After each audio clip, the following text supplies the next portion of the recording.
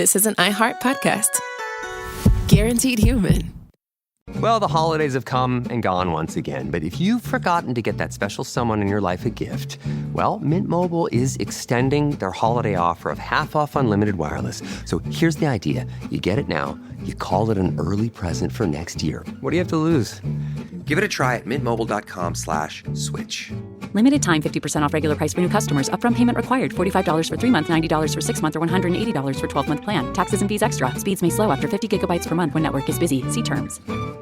Support for the show comes from Public, the investing platform for those who take it seriously. On Public, you can build a multi-asset portfolio of stocks, bonds, options, crypto, and now generated assets, which allow you to turn any idea into an investable index with AI. It all starts with your prompt. From renewable energy companies with high free cash flow to semiconductor suppliers growing revenue over 20% year over year. You can literally type any prompt and put the AI to work. It screens thousands of stocks, builds a one-of-a-kind index, and lets you backtest it against the S&P 500. Then you can invest in a few clicks. Generated assets are like ETFs with infinite possibilities, completely customizable and based on your thesis, not someone else's. Go to public.com/podcast and earn an uncapped 1% bonus when you transfer your portfolio. That's public.com/podcast. Paid for by Public Investing. Brokerage services by Open to the Public Investing Inc. Member FINRA and SIPC. Advisory services by Public Advisors LLC, SEC registered advisor. Generated assets is an interactive analysis tool. Output is for informational purposes only and is not an investment recommendation or advice. Complete disclosures available at public.com/disclosures. This Sunday, iHeartRadio brings you live to Levi's Stadium in Santa Clara for the Super Bowl 60 tailgate concert, presented by NetApp. It's the ultimate pregame party, featuring an exclusive performance from Teddy Swims. Your front row experience will be on iHeartRadio stations across the country and the free iHeartRadio app this Sunday at 3:30 Eastern, 12:30 Pacific. Then, after the concert, tune in to the Super Bowl 60 pregame show on NBC. Why have we asked our contractor we found on Angie.com to be our kids' legal guardian?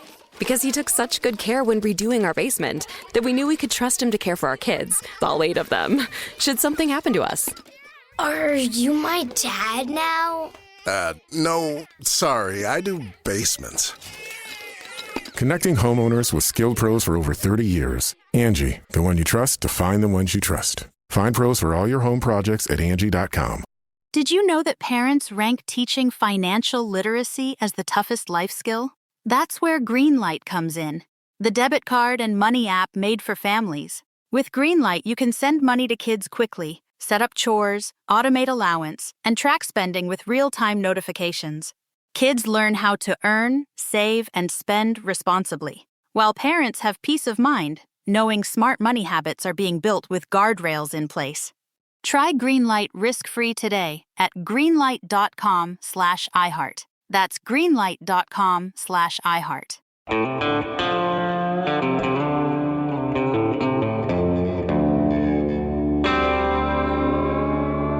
Body Bags with Joseph Scott Morgan.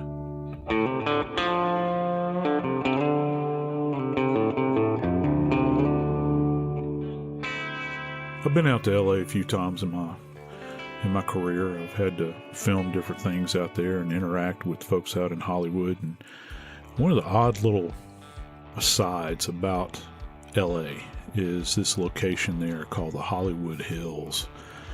It's strange for somebody like me that lives down here in the Deep South, but you go there and the roads just kind of snake around. You never know where you're going to wind up. But I got to tell you, when you begin to take it all in and you look down and you can see the city kind of laying out there before you, it's quite breathtaking. It almost looks as though it's not real. It almost does, in fact, seem like in that setting that the city is a movie set. The views are fantastic. Today, we're going to talk about a lady that lived there, that was part and parcel of that community, that people knew, people in very high echelons out in Hollywood. We're going to talk about the death of Amie Harwick. I'm Joseph Scott Morgan, and this is Body Bags. Some of the toughest scenes that I've had to work have taken place as a result of falls from great height, because I don't know, you look at it and you try to make heads or tails out of what actually happened, because sometimes the trauma is just so extensive. It's very hard to kind of make your way through everything that you have to analyze. Jackie Howard, executive producer of Crime Stories with Nancy Grace. Jackie, I got to tell you, this case is one of those cases for me. I can only imagine the trouble that the coroner had kind of deciphering what they were seeing before them. I have so many questions for you, Joe, about this case related to that fall. But let's look a little bit at the life of Amie Harwick. She was a well-known sex therapist in Hollywood. She was the ex-fiancé of Drew Carey, actor and host of The Price is Right.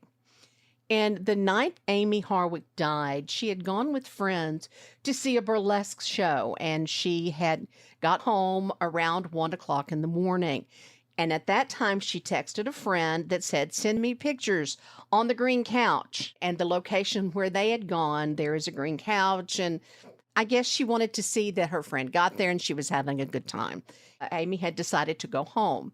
So as Amie went to her third-floor apartment, she was attacked.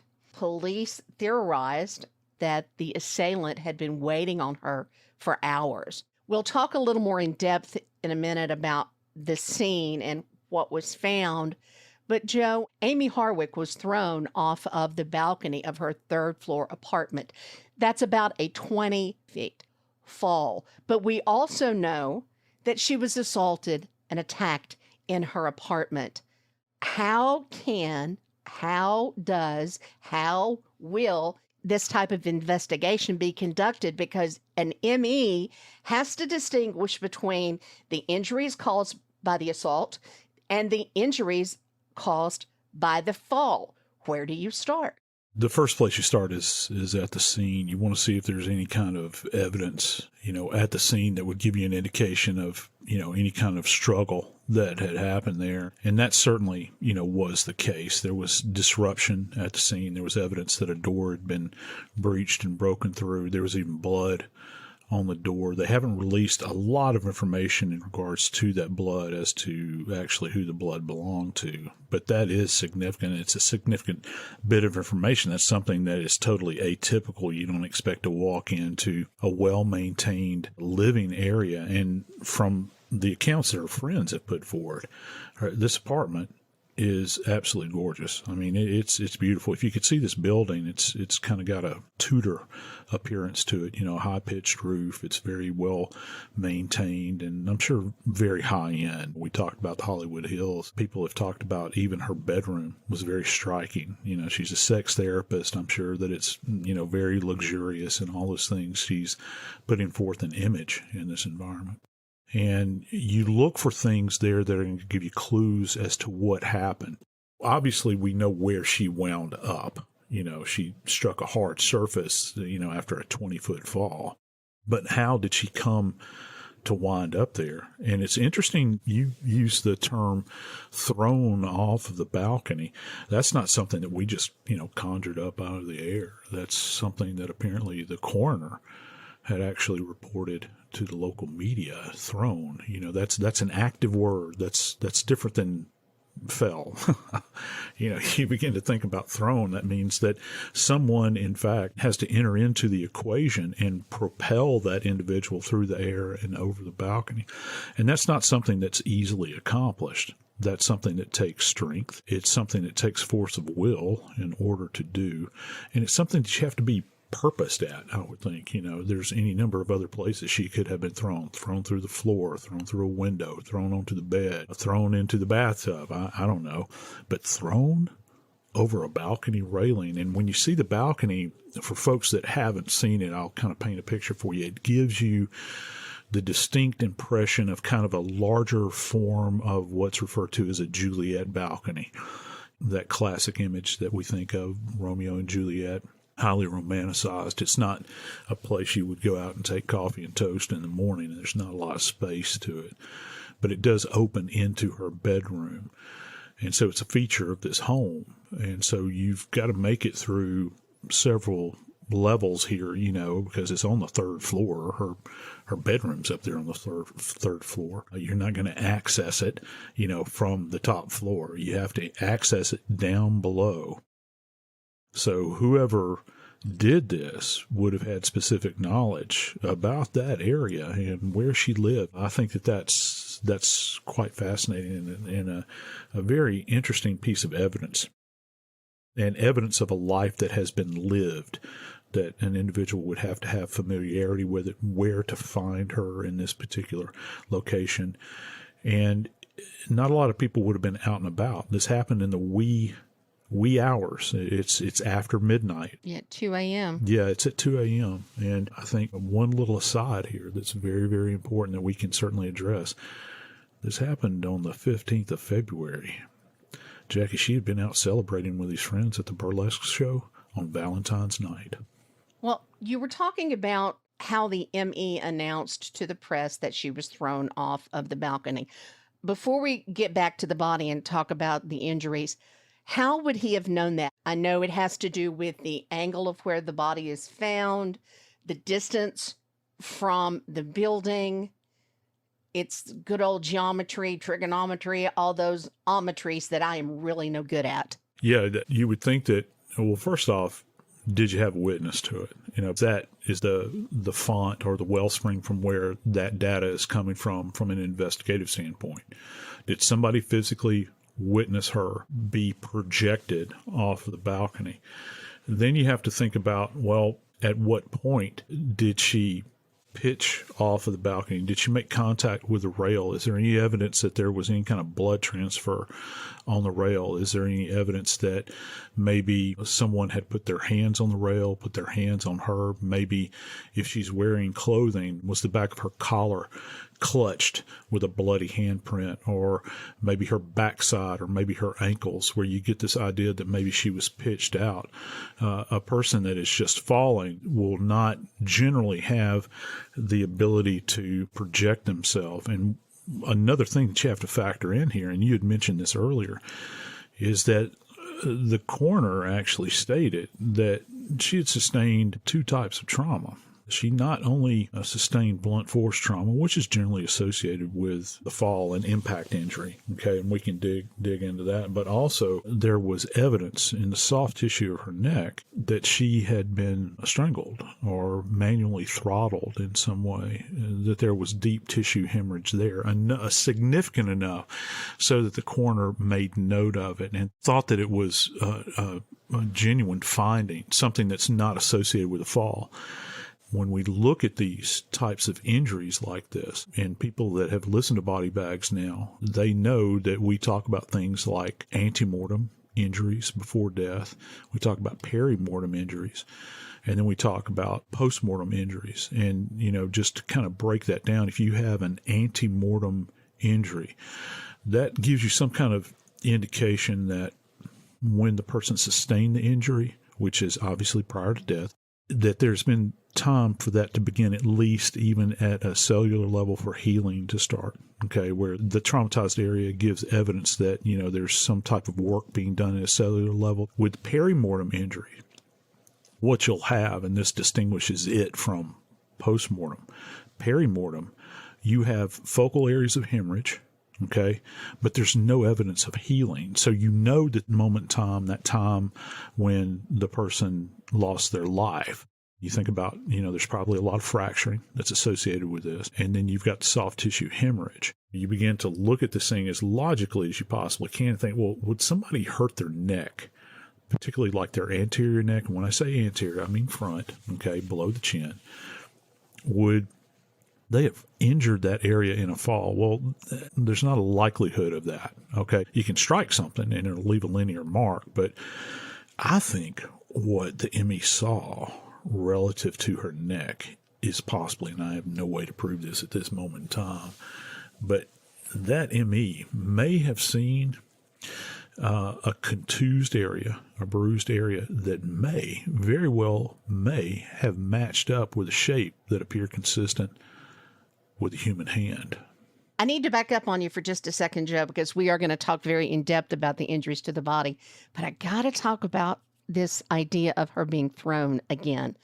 The ME's going to measure where the body fell, the distance from the building, because usually if it's an accidental fall, if I'm understanding things, as I've learned from you and Nancy through the years and her panel of experts, usually if you fall, then you are going to propel yourself pretty much straight down.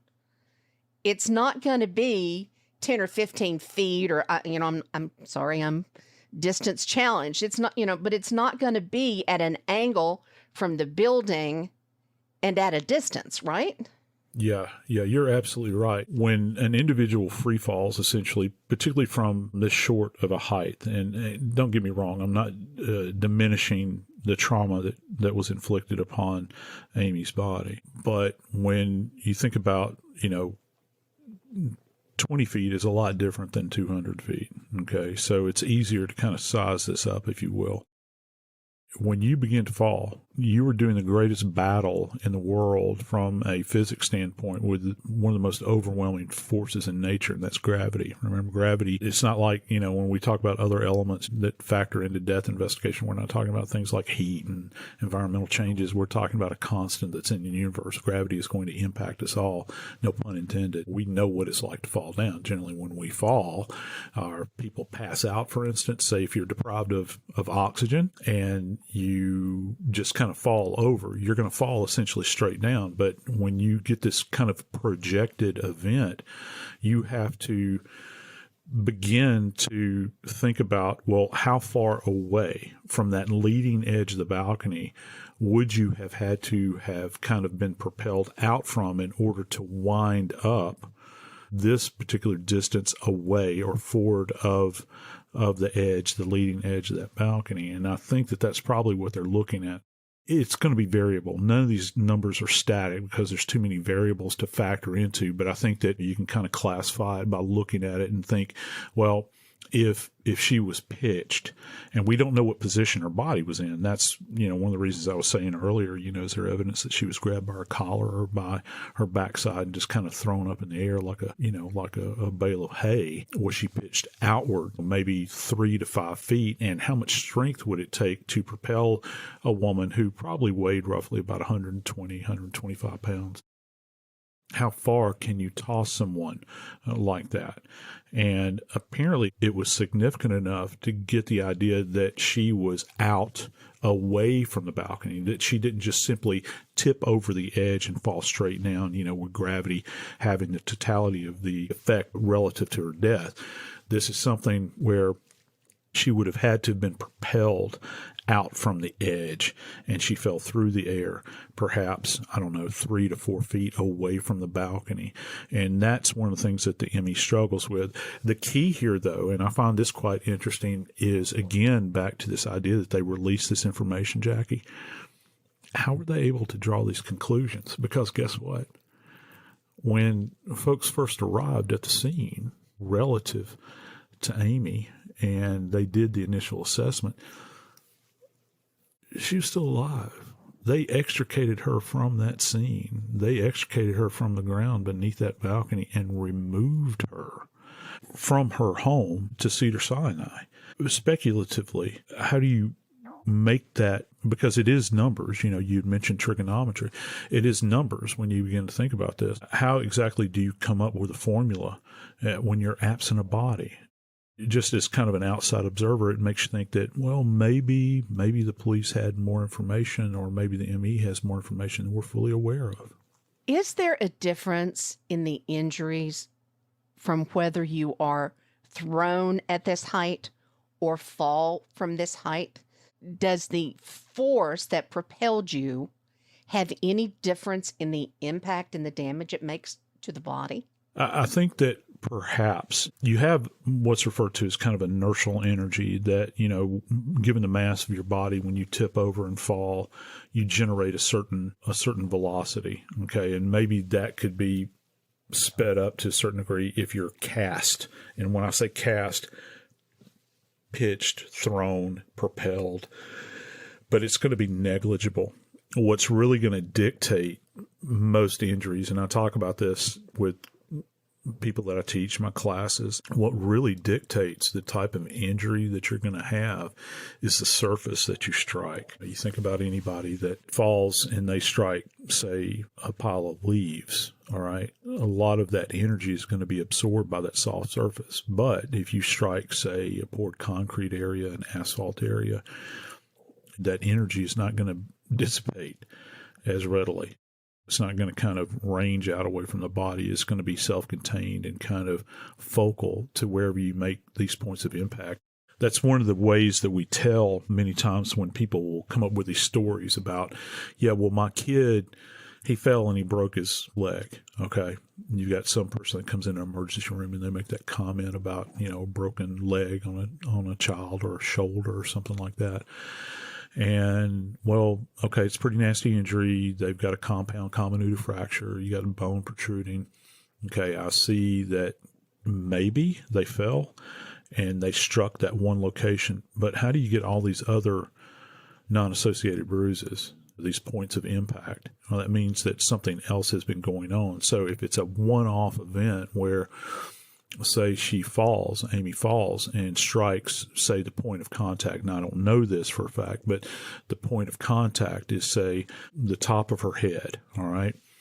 Well, then you will have a focal area of hemorrhage. It'll be probably an underlying fracture that's going to center on the top of her head, and it'll kind of extend out. That fracture will extend out. You might even have what's referred to as a depressed skull fracture at that point in time, and it's extending out almost like a cracked eggshell. You wouldn't expect to see multiple fractures that are from multiple strikes. It's a single strike, all right? And according to what the coroner is saying, at least at this point in time, she had trauma to both her head and her upper body. So maybe, just maybe, we're not talking about a single strike to the top of the head. Maybe when she impacted, not only did she impact the side of her head perhaps, but she also impacted her shoulder. And so these things are going to be kind of married up as the single event, those two single points of contact. And she fell with such ferocity that she sustained fractures. And certainly it was enough to bring about her death.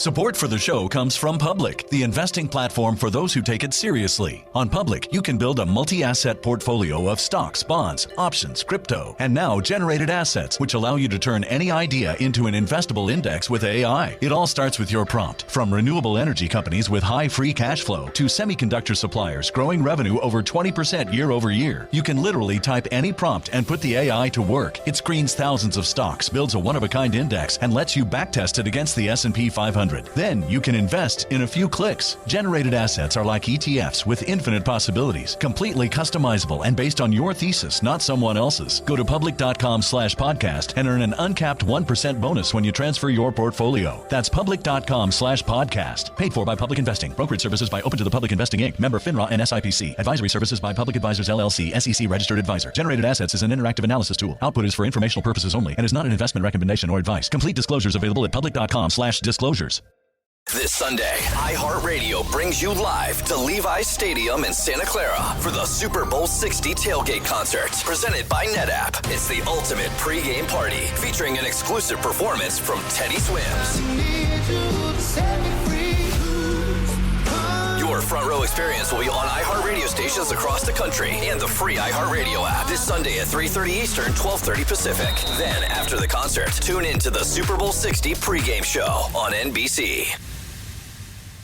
Now I'd like to introduce you to Meaningful Beauty, the famed skincare brand created by iconic supermodel Cindy Crawford. It's her secret to absolutely gorgeous skin. Meaningful Beauty makes powerful and effective skincare simple, and it's loved by millions of women. It's formulated for all ages and all skin tones and types, and it's designed to work as a complete skincare system, leaving your skin feeling soft, smooth, and nourished. I recommend starting with Cindy's full regimen, which contains all 5 of her best-selling products, including the amazing youth-activating Melon Serum. This next generation serum has the power of melon leaf stem cell technology. It's melon leaf stem cells encapsulated for freshness and released onto the skin to support a visible reduction in the appearance of wrinkles. With thousands of glowing 5-star reviews, why not give it a try? Subscribe today and you can get the amazing Meaningful Beauty system for just $49.95. That includes our introductory 5-piece system, free gifts, free shipping, and a 60-day money-back guarantee. All of that available at meaningfulbeauty.com. Why have we asked our contractor we found on Angie.com to be our kids' legal guardian? Because he took such good care when redoing our basement that we knew we could trust him to care for our kids, all 8 of them, should something happen to us. Are you my dad now? No, sorry, I do basements. Connecting homeowners with skilled pros for over 30 years. Angie, the one you trust to find the ones you trust. Find pros for all your home projects at Angie.com.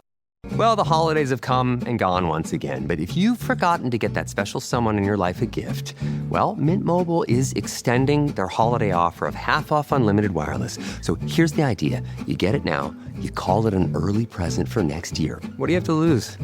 Give it a try at mintmobile.com/switch. Limited time 50% off regular price for new customers. Upfront payment required. $45 for 3 months, $90 for 6 months, or $180 for 12-month plan. Taxes and fees extra. Speeds may slow after 50 gigabytes per month when network is busy. See terms.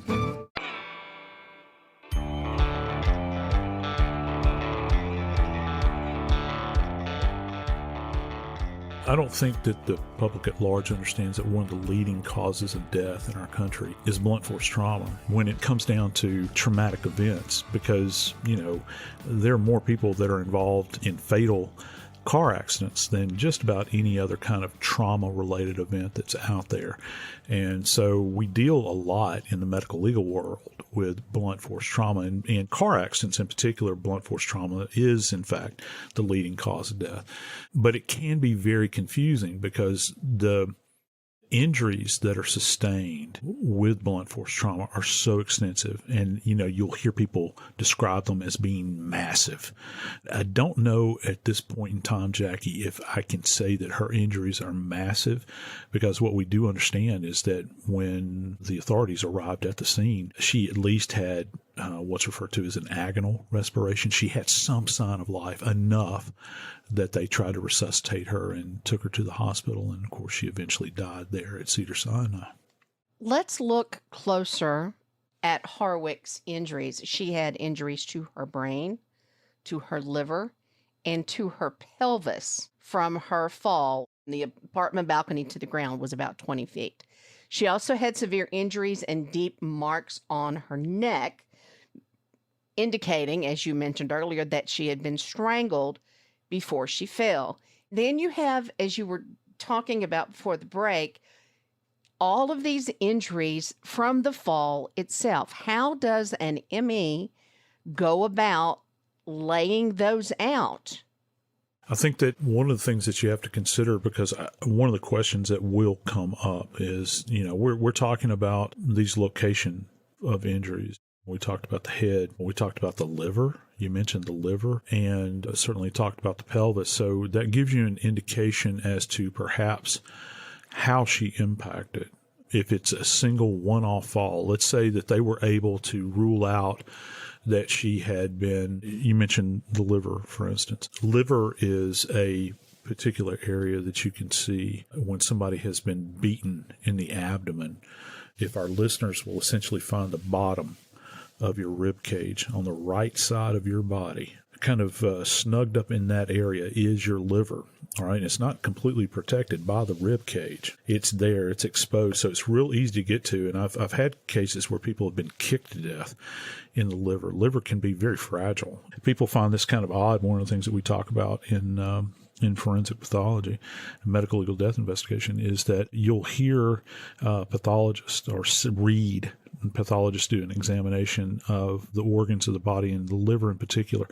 They'll refer to as these injuries of the liver as a laceration, but they'll also call it a hepatic fracture. Hepatic having to do with the liver. And when you see the liver and the surface of it after it's sustained an impact injury, it actually has the appearance, Jackie, of a fracture.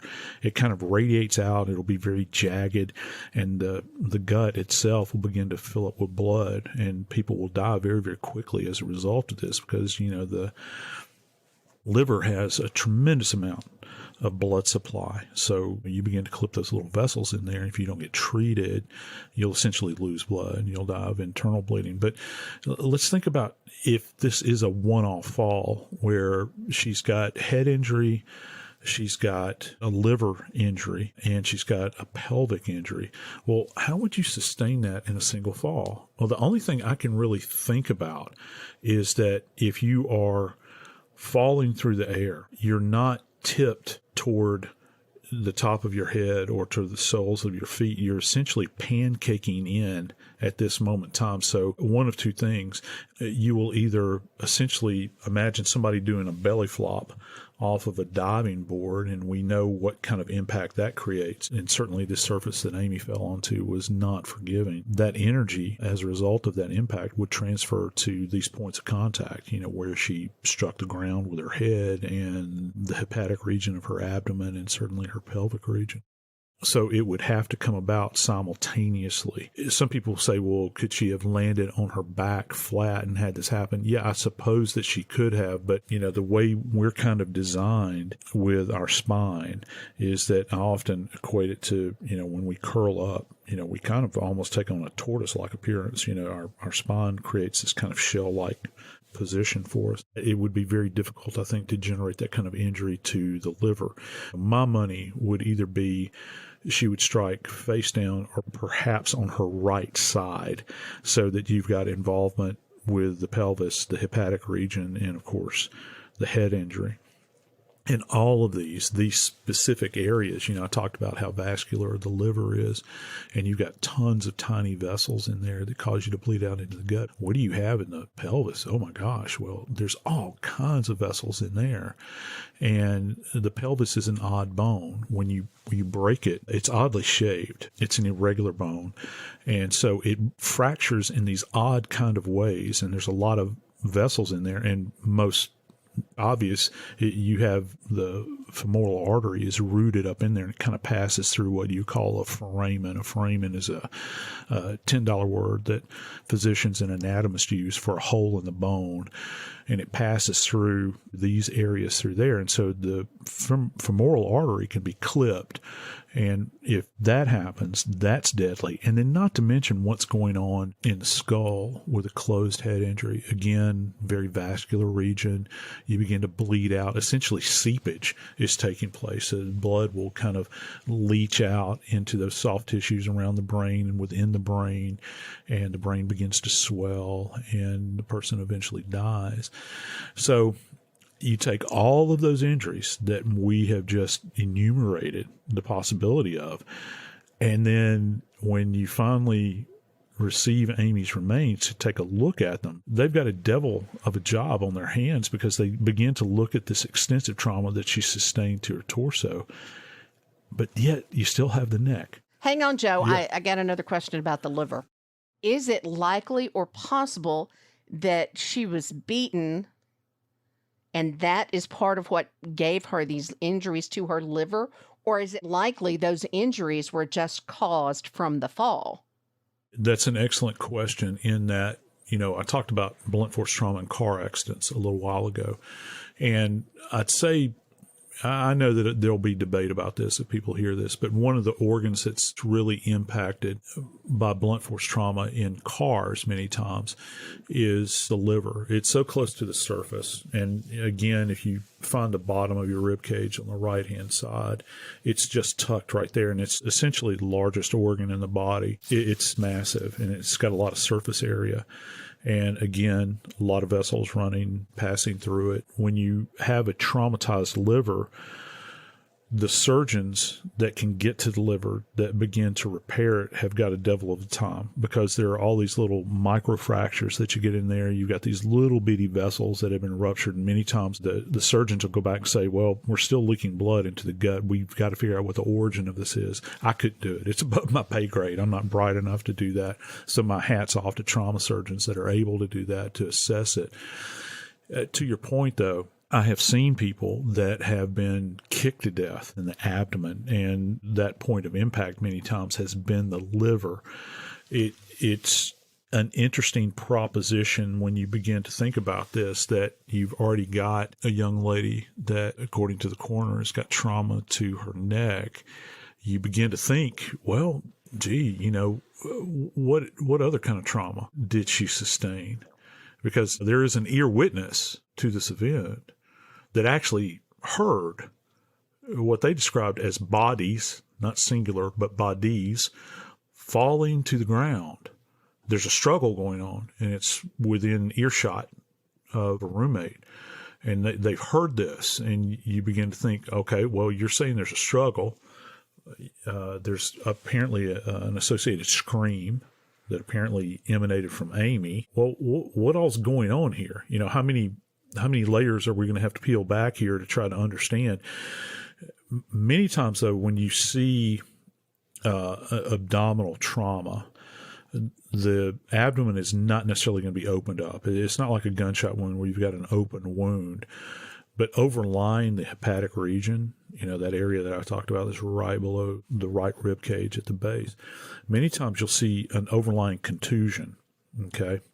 You'll see an area that is red and irritated or possibly even bruised. And you can track this when we open at autopsy and reflect back that tissue that's overlying the liver. You'll see on the backside of the wall of the abdomen, there'll be a big area of hemorrhage right there overlying that area. And then, of course, it'll be lying right on top of the liver that's been traumatized. And there's a term that we use for this when the liver is or even the spleen too, you hear this a lot, is a term called maceration. And it's a fancy term for saying that the organ has been beaten to bits. It's been almost pulpified. I don't know that that's necessarily the case in Amie's case, but she apparently sustained significant abdominal trauma. We know that. The trick here, though, I think for the pathologist is going to be able to delineate the order at which this occurred and when it occurred, because this person's going to be asked these questions. If this case goes to trial, they will be asked, what order, doctor, did these injuries take place in? You're saying you've got trauma to the neck. It looks like there's a strangulation that's going on. Are you sure that this happened before she went over the balcony, or did going over the balcony cause this injury, or was this something that happened before she went over the balcony? Keep going, Joe. How are they going to, it's like reading a mystery novel. Don't leave me hanging. How are they going to know this? It's going to be very difficult to know it, because you've got two traumatic events that, by their own admission, the coroner is saying that happened in a perimortem state. Okay, that it happened during the throes of death. And that's what's going to make this case so difficult, I think, for the ME to try to describe, the forensic pathologist that has to sit on the stand. Are they going to be able to say definitively? One of the things that we talked about with Nancy, you began to have forensic experts that come up on the stand. You never talk in absolutes when you're on the stand. You say, absolutely, beyond a shadow of a doubt, this is what happened, because that's how you get into big trouble. You have to make comments like within a degree of scientific certainty. And so I don't know that they'll be able to say definitively that they can give you the order in which these occurred, unless they're seeing something microscopically. Again, I go back to antemortem injuries and the perimortem injuries. Remember, we've got an ear witness to this. It's going to be real key, I think, at least, that when they have this ear witness to this event, can they measure out the time? What was the amount of time that we're talking about in linear time, from, this moment in time to the last sound that you heard? How long did that take to happen? And then based upon that, because you've got a baseline at that point scientifically, you go back to the pathologist and say, okay, doc, are these injuries consistent with what you're seeing here, demonstrated on the autopsy table? And it's going to be, I think at least, it's going to be a point of contention if this thing comes to trial. Amie Harwick's cause of death was listed as blunt force trauma. If you have a fall like this, and I'm not talking about being thrown, I'm just talking about a fall, would it still be listed as blunt force trauma? There's the old joke that people make about the fall is not what kills you, it's a sudden stop. And this is actually true. There's truth in that bit of morbid humor. And many times, particularly with motor vehicle accidents, there's a kind of a way that in medical legal death investigation, we frame these things. They're called rapid deceleration injuries. And sometimes that's associated with things like striking a fixed object as you're moving through space, like in a car. If you're not belted in a car and you slam into a bridge abutment, okay, well, the car stopped moving. Your body essentially stopped moving when you struck the steering wheel or the windshield. But guess what? Your organs are still moving. People don't think about that. For a millisecond, your organs are still moving in your body and they get ripped to shreds. It's this weird event that takes place. And I think that you can have this kind of event occur with a fall as well. The trick is being able to explain this in terms that a layman will be able to understand it, particularly in a court, because that's where this really matters. How do you frame this so that people understand that it was, in fact, the fall that killed her as opposed to this manual strangulation event? Because there are going to be questions that are going to arise relative to that. And it seems like you've got all of the information here, but sometimes in cases you get such a glut of information that it can be confusing, particularly for laymen that occupy the jury box. They're going to have to be able to make a decision based on this information that's coming to them from the medical examiner and the investigators.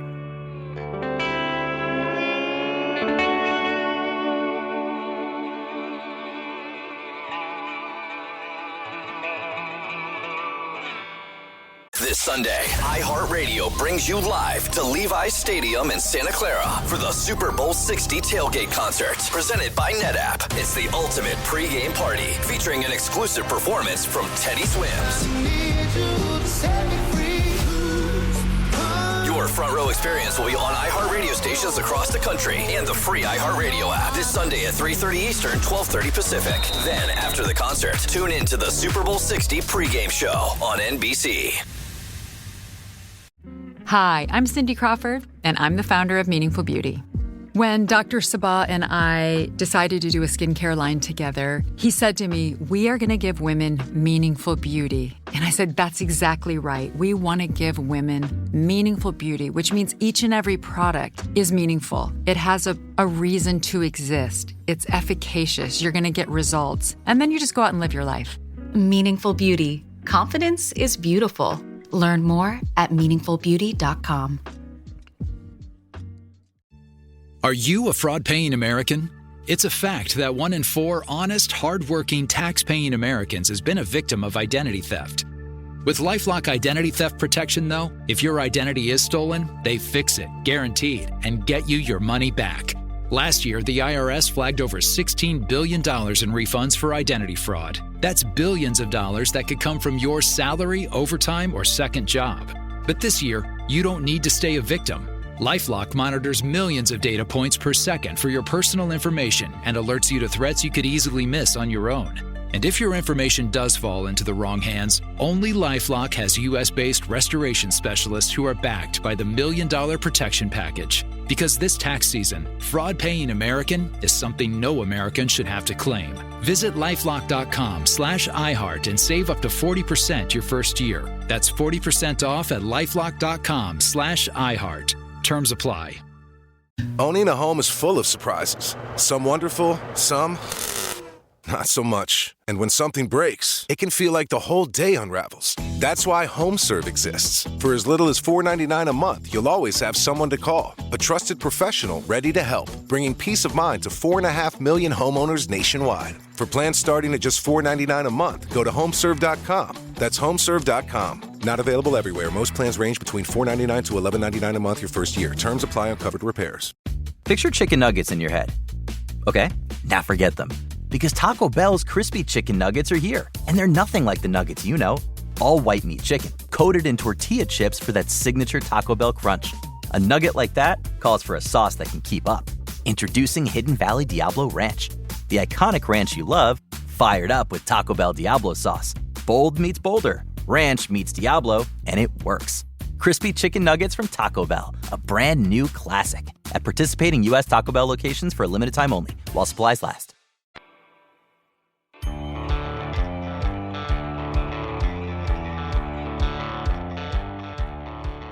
In cases involving someone like Amie Harwick, she led a very interesting life and came in contact with a lot of people that brought her into the lens of the public.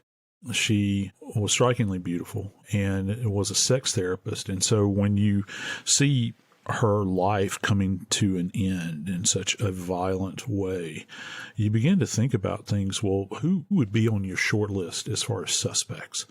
You know, who has she come in contact with? Is there a history of somebody that's out there that's lurking about in her life, that's harassing her, that's making her life pure hell, that has left her in fear? Are there restraining orders? And as investigators, that's one of the first places you're going to go to, because where she died is not a place prone to this kind of violence. It almost appears like she was targeted in some way, Jackie. Well, that is exactly what investigators suspect happened. In fact, Joe, Amie Harwick told family and friends at one point, if anything ever happens to me, it's him. And that him is an ex-boyfriend. His name is Gareth Pursehouse. He has now been charged with murder and residential burglary with special circumstance allegations of lying in wait. And that comes from the fact that police believe that he was waiting for Harwick for hours. Now, when police were called, they were called by her downstairs roommate. He tells police that he woke up and heard something. Not really sure what he heard. He just assumed that it was Harwick coming home from her evening out. Then he says he goes back to sleep and then is woken up by a woman's screams. And he was able to tell that the screams were coming from above him and that it was Amie. He tried to find his phone but couldn't, so he couldn't call the police. He tried to get upstairs and couldn't. And he ended up having to climb a fence to get to a neighbor to be able to get her some help. And when the police came, that's when they found her, Amie Harwick, on the ground after being tossed from her balcony. Now, in the apartment, there were several things that were found. She had a rosary, and it was broken, and the beads were scattered in multiple rooms of her apartment, which tells us that this assault happened basically all over the apartment. And then there was another very potent piece of evidence that was found, and that was a syringe full of nicotine. How do you get a syringe full of nicotine when we know that Harwick did not do drugs, did not smoke? This obviously was not hers, but brought, allegedly, police say, by Pursehouse. Yeah, a few years ago, we would have been scratching our head a lot more over this. The presence of this nicotine-filled syringe is what the police have kind of identified this as. But nowadays, where you have people that are vaping, they're vaping liquids, and, nicotine is a component. It's not that difficult to get. The question is, how was it acquired, from where was it acquired, and how was it drawn up? Because they specifically say syringe, which means that more than likely that there is a needle that's associated with this. And one of the things that's quite fascinating with this is that the syringe was actually located out on the balcony. The balcony that we've mentioned now several times that she went over the side on. Why would it be there? Was the perpetrator attempting to administer this to her? And Jackie, you mentioned the broken rosary beads. The beads led from what are being called her TV room through her bedroom and again out onto the balcony. So you've almost got this trail of breadcrumbs, if you will, evidentiary breadcrumbs that are giving you an indication of what may have happened. But let's get back to that nicotine syringe. If your purpose to use nicotine in order to do harm to an individual, I think that roughly you're going to need an injection of about 60 milligrams for an adult that, might weigh about 120 pounds. And, what kind of effect? Well, first off, with a concentration of nicotine, it's going to blow your blood pressure up through the roof, and it'll cause you to have potentially a cardiac event. It's kind of certainly, to my way of thinking, is certainly kind of an interesting way of going about taking somebody's life. Nicotine is something that we do, in fact, screen for. It's in a standard panel. You hear a lot, how many times have we talked about on Nancy's show where they'll say, well, it's pending toxicology. Well, nicotine is one of the things that some offices actually screen for in their standard panel. And you say, why do you need to know nicotine? Well, it goes to the lifestyle of the individual. What are they engaged in? What are they taking into their body? And Amie had no history of cigarette use, didn't have any history of vaping. She was not a druggie, didn't use drugs. And she's also a teetotaler as well. I don't know if that's been mentioned, but she didn't imbibe with alcohol. So apparently she led a pretty clean lifestyle as relative to what she was going to be putting into her body. To that point, the coroner has not indicated at all that there was any nicotine found in her postmortem examination and certainly in her toxicology. But it does go to a bigger issue here. That means, for me at least, that whoever this perpetrator is, they showed up prepared. They showed up to do harm. And if you're aiming to do harm and you want to use nicotine, which I'm not going to say it's an exotic toxin, some exotic fish that you've drawn, some kind of toxic substance from to inject somebody with. It's not exotic like that, but it's atypical. That indicates to me that you've done some study. You've thought about this, that you've kind of planned this out. Well, Joe, hang on. You wouldn't, if you brought a syringe with you filled with nicotine, you're not intending to use that to get high or experience some kind of euphoria. That's not what that would do to your body, right? Lord, no.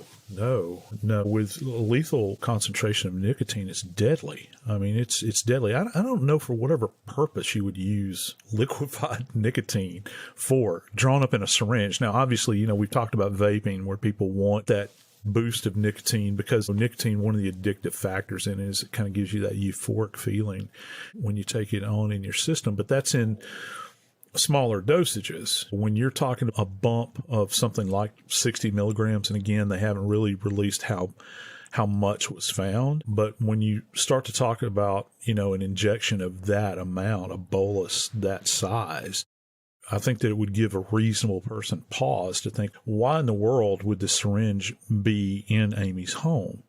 She doesn't have a nicotine habit. It's not like, I don't think she's juicing up her non-existent vapes that she doesn't possess. So how did it miraculously appear there? And that's a huge question. Well, when you begin to think about pure nicotine, the only thing I can think of is that you're either trying to incapacitate them some way to the point where they can't fend you off, which would be an odd selection, I would think, or you're trying to kill them. We know that Amie Harwick and Gareth Pursehouse dated for quite some time. We also know that when they broke up, he began to stalk her. He began to harass her. Reviews of her business and her practice began showing up online, very detrimental, and she was worried about that. And again, I mentioned earlier, she had told friends and family that if something happened to her, it was him. And in fact, investigators saw that Mr. Pursehouse had similar scratches and bruises on him, and his DNA was found at Amie Harwick's home. Now, of course, they had been dating for quite some time. Still, how long it had been since he had been at the home. So how is that going to play in, Joe? I think that like they say down south, that dog won't hunt, I think, is what that comes down to. Because, there's been separation. My God, she had a restraining order on this guy.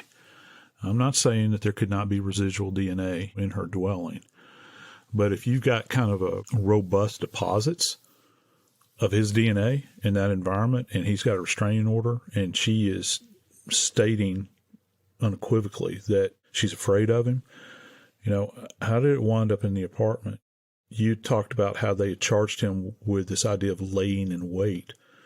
If he's laying in wait at that moment in time, has he been visiting her at other times? Are there depositions there within that apartment of his DNA that would give an investigator pause to think, well, maybe he's been in this dwelling when she's not here, kind of wandering around, if you will. But yeah, I think that would be very difficult because that relationship has been ended for some time. And there was a lot of violent acting out with this. I think that there's even a couple of accounts where he may have pushed her out of a vehicle and all these other things, and menacing and threatening and, all that sort of stalking behavior that goes on many times with these kinds of cases. So for me, I think that would be very, very difficult to try to say, well, yeah, his DNA, you can say it, but that doesn't mean that, you're going to get a jury to buy into that line of logic. Gareth Pursehouse has been charged with murder and first-degree residential burglary. Additionally, he has been charged with special circumstance allegation of lying in wait. A judge has ruled that this case can go forward. Again, this case has not been adjudicated. Pursehouse is innocent until proven guilty by court of law. If he is found guilty, however, of these charges, he could be sentenced to life in prison without the possibility of parole. I'm Joseph Scott Morgan, and this is Body Bags.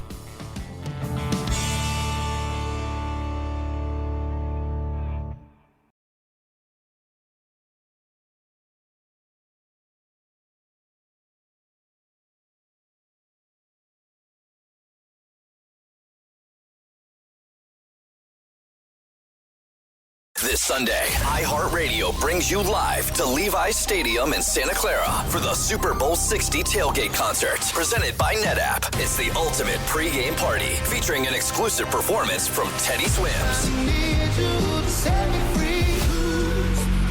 Your front row experience will be on iHeartRadio stations across the country and the free iHeartRadio app this Sunday at 3:30 Eastern, 12:30 Pacific. Then, after the concert, tune in to the Super Bowl 60 pregame show on NBC.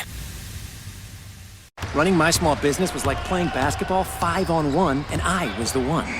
Now, QuickBooks gives me access to a team of AI agents and trusted experts for the assists I need. Nothing but net. Outdo it with Intuit QuickBooks. Feature availability varies by product. Are you a fraud-paying American? 1 in 4 tax-paying Americans has been a victim of identity fraud. With LifeLock, if your identity is stolen, they fix it, guaranteed, or your money back. Last year, billions in refunds were stolen. Could be from your salary, overtime, or second job. Gone. But this year, you don't need to stay a victim, because this tax season, fraud-paying American is something no American should have to claim. Save up to 40% your first year. Visit lifelock.com/iHeart. Terms apply. Did you know that parents rank teaching financial literacy as the toughest life skill? That's where Greenlight comes in, the debit card and money app made for families. With Greenlight, you can send money to kids quickly, set up chores, automate allowance, and track spending with real-time notifications. Kids learn how to earn, save, and spend responsibly, while parents have peace of mind, knowing smart money habits are being built with guardrails in place. Try Greenlight risk-free today at greenlight.com/iHeart. That's greenlight.com/iHeart. Owning a home is full of surprises. Some wonderful, some not so much. And when something breaks, it can feel like the whole day unravels. That's why HomeServe exists. For as little as $4.99 a month, you'll always have someone to call. A trusted professional ready to help, bringing peace of mind to 4.5 million homeowners nationwide. For plans starting at just $4.99 a month, go to homeserve.com. That's homeserve.com. Not available everywhere. Most plans range between $4.99 to $11.99 a month your first year. Terms apply on covered repairs. This is an iHeart podcast. Guaranteed human.